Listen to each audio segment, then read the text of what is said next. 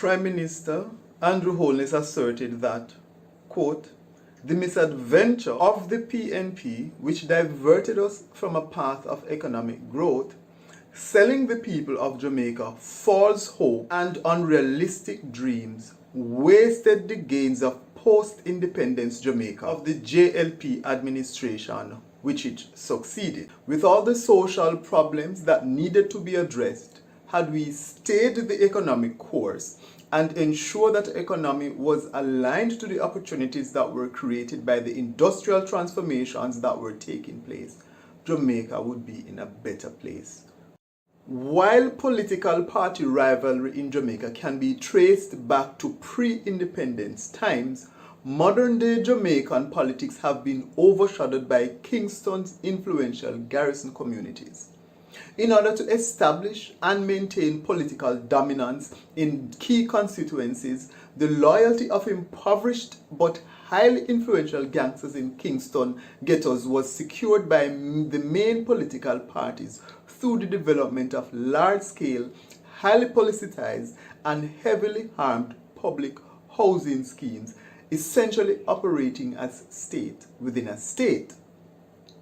The roots of Jamaica's current crime epidemic is not just the stories of drugs, gangs, and guns, but has deeper connections to the CIA, the Cold War, and the efforts to marginalize the 1970s Democratic Socialist government of Michael Manley and his People's National Party. Manley's convincing electoral victory in 1972 deeply troubled the United States, as his open commitment to democratic socialism, implementing moderate progressive policies like the minimum wage and free education, and his close friendship with Fidel Castro placed Jamaica firmly in the crosshairs for American covert operations. Yaga boasted of his ability to attract foreign capital to exploit non-union labor. This foreign capital was integrated into narco banking. The second debasement was the escalation of gun violence and the division of inner-city neighborhoods according to political allegiance, with party supporters choosing to live together in certain sections and the rival party supporters violently forced out of others. After Jamaica gained independence in 1962, the economic landscape did not change for the better, and the hopes which accompanied self-rule turned sour.